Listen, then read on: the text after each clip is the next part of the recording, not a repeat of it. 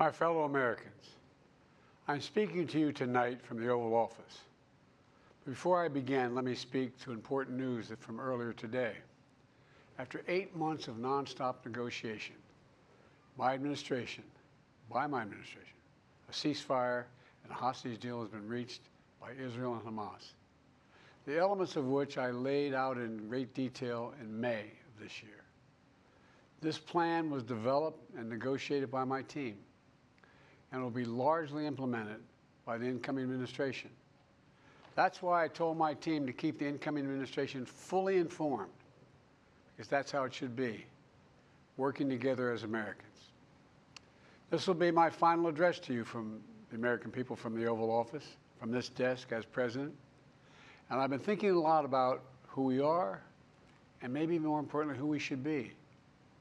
Long ago in New York Harbor, an iron worker installed beam after beam, day after day. He was joined by steel workers, stonemasons, engineers. They built not just a single structure, but a beacon of freedom. The very idea of America was so big, we felt the entire world needed to see. The Statue of Liberty, a gift from France after our Civil War. Like the very idea of America, it was built not by one person, but by many people, from every background and from around the world. Like America, the Statue of Liberty is not standing still. Her foot literally steps forward atop a broken chain of human bondage. She's on the march, and she literally moves. She was built to sway back and forth to withstand the fury of stormy weather, to stand the test of time because storms are always coming. She sways a few inches, but she never falls into the current below. An engineering marvel. The Statue of Liberty is also an enduring symbol of the soul of our nation, a soul shaped by forces that bring us together and by forces that pull us apart. And yet, through good times and tough times, we've withstood it all. A nation of pioneers and explorers, of dreamers and doers, of ancestors native to this land, of ancestors who came by force, a nation of immigrants who came to build a better life, a nation holding the torch of the most powerful idea ever in the history of the world, that all of us are created equal, that all of us deserve to be treated with dignity, justice, and fairness, that democracy must defend and be defined and be imposed, moved in every way possible. Our rights, our freedoms, our dreams. But we know the idea of America, our institution, our people, our values that uphold it are constantly being tested. Ongoing debates about power and the exercise of power, but whether we lead by the example of our power or the power of our example, whether we show the courage to stand up to the abuse of power or we yield to it. After 50 years at the center of all of this, I know that believing in the idea of America means respecting the institutions that govern a free society, the presidency, the Congress, the courts, a free and independent press, institutions that are rooted, they just might not reflect the timeless words, but they echo the words of the Declaration of Independence. We hold these truths to be self-evident. Rooted in the timeless words of the Constitution, we the people. Our system of separation of powers, checks and balances. It may not be perfect, but it's maintained our democracy for nearly 250 years, longer than any other nation in history that's ever tried such a bold experiment. In the past 4 years, our democracy has held strong. And every day I've kept my commitment to be president for all Americans through one of the toughest periods in our nation's history. I've had a great partner in Vice President Kamala Harris.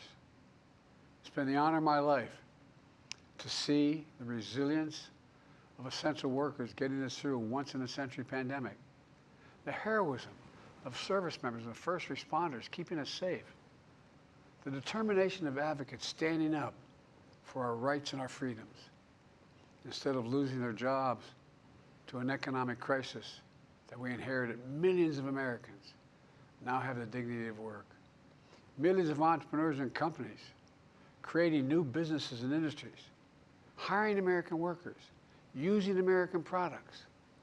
And together, we've launched a new era of American possibilities. One of the greatest modernizations of infrastructure in our entire history, from new roads, bridges, clean water, affordable high-speed internet for every American. We invented the semiconductor, smaller than the tip of my little finger, and now is bringing those chip factories and those jobs back to America where they belong, creating thousands of jobs. Finally, giving Medicare the power to negotiate lower prescription drug prices for millions of seniors. And finally, doing something to protect our children and our families by passing the most significant gun safety law in 30 years and bringing violent crime to a 50-year low, meeting our sacred obligation to over 1 million veterans so far who are exposed to toxic materials, and to their families, providing medical care and education benefits and more for their families. You know, it will take time to feel the full impact of all we've done together. But the seeds are planted, and they'll grow and they'll bloom for decades to come. At home, we've created nearly 17 million new jobs, more than any other single administration, a single term. More people have health care than ever before. And overseas, we've strengthened NATO. Ukraine is still free. And we pulled ahead of our competition with China, and so much more. I'm so proud of how much we've accomplished together for the American people. And I wish the incoming administration success, because I want America to succeed. That's why I've held my duty to ensure a peaceful and orderly transition of power, to ensure we lead by the power of our example. I have no doubt that America is in a position to continue to succeed. That's why my farewell address tonight, I want to warn the country of some things that give me great concern. This is a dangerous concentration, and that's a dangerous concentration of power in the hands of a very few ultra-wealthy people. And the dangerous consequences if their abuse of power is left unchecked. Today, an oligarchy is taking shape in America of extreme wealth, power, and influence that literally threatens our entire democracy, our basic rights and freedoms, and a fair shot for everyone to get ahead. We see the consequences all across America, and we've seen it before, more than a century ago. But the American people stood up to the robber barons back then and busted the trusts. They didn't punish the wealthy. They just made the wealthy play by the rules everybody else had to. Workers want rights to earn their fair share. You know, they were dealt into the deal, and it helped put us on a path to building the largest middle class, the most prosperous century any nation in the world has ever seen. And we've got to do that again. In the last 4 years, that is exactly what we've done. People should be able to make as much as they can, but play by the same rules, pay their fair share of taxes. So much is at stake. Right now, the existential threat of climate change has never been clearer. Just look across the country, from California to North Carolina. That's why I signed the most significant climate and clean energy law ever in the history of the world, and the rest of the world is trying to model it now. It's working, creating jobs and industries of the future. Now, we've proven we don't have to choose between protecting the environment and growing the economy. We're doing both. But powerful forces want to wield their unchecked influence to eliminate the steps we've taken to tackle the climate crisis, to serve their own interest for power and profit. We must not be bullied into sacrificing the future of our children and our grandchildren. We must keep pushing forward and push faster. There's no time to waste. It's also clear that American leadership in technology is an unparalleled source of innovation that can transform lives. We see the same dangers of the concentration of technology, power, and wealth. You know, his farewell address, President Eisenhower spoke of the dangers of the military-industrial complex. He warned us then about, and I quote, the potential for the disastrous rise of misplaced power, end of quote. 6 decades later, I'm equally concerned about the potential rise of a tech-industrial complex that could pose real dangers for our country as well. Americans are being buried under an avalanche of misinformation and disinformation, enabling the abuse of power. The free press is crumbling. Editors are disappearing. Social media is giving up on fact-checking. The truth is smothered by lies told for power and for profit. We must hold the social platforms accountable to protect our children, our families, and our very democracy from the abuse of power. Meanwhile, artificial intelligence is the most consequential technology of our time, perhaps of all time. Nothing offers more profound possibilities and risks for our economy and our security, our society, for humanity. Artificial intelligence even has the potential to help us answer my call to end cancer as we know it.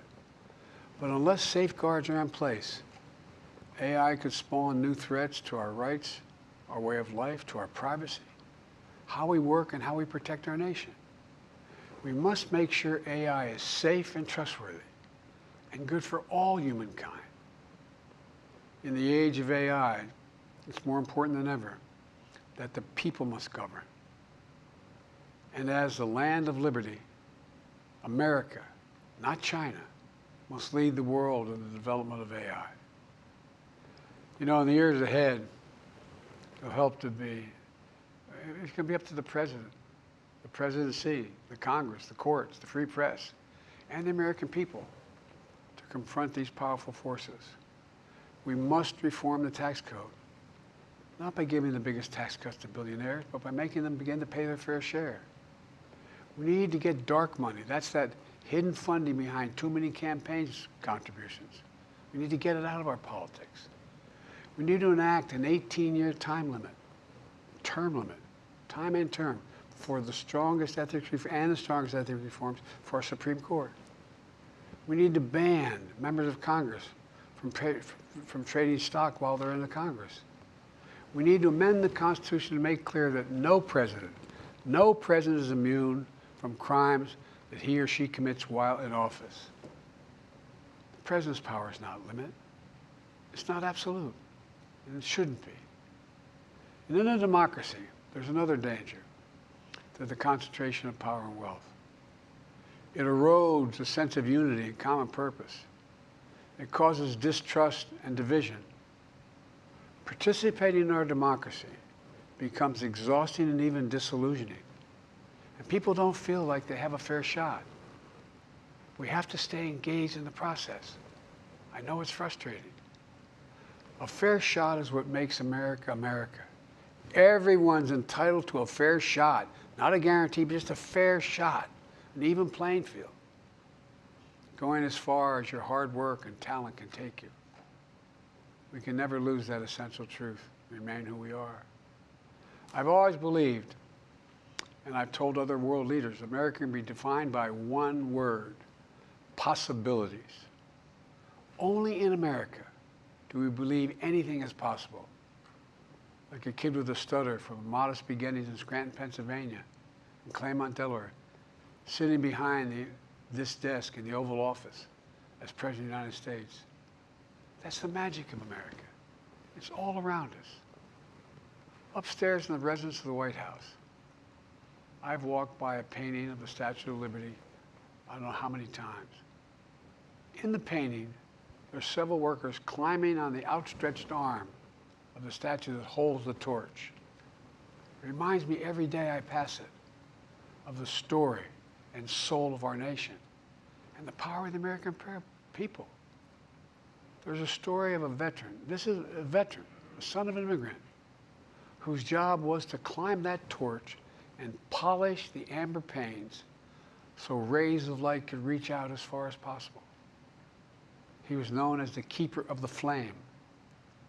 He once said of the Statue of Liberty, quote, "speaks a silent universal language, one of hope that anyone who seeks and speaks freedom can understand." Yes, we sway back and forth to withstand the fury of the storm, to stand the test of time. A constant struggle, a short distance between peril and possibility. But what I believe is the America of our dreams is always closer than we think. And it's up to us to make our dreams come true. Let me close by stating my gratitude to so many people, to the members of my administration, as well as public service and first responders across the country and around the world. Thank you for stepping up to serve.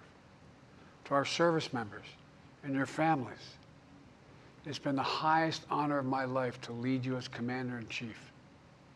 And of course to Kamala and our incredible partner, the historic Vice President. She and Doug have become like family. And to me, family's everything. My deepest appreciation to our amazing First Lady who's with me in the Oval today, for our entire family.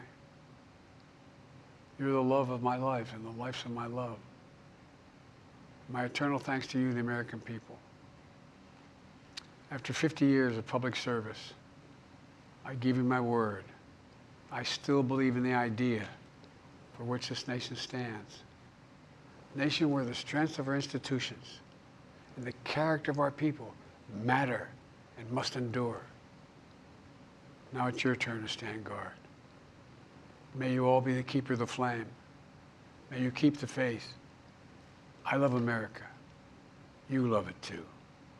God bless you all, and may God protect our troops. Thank you for this great honor.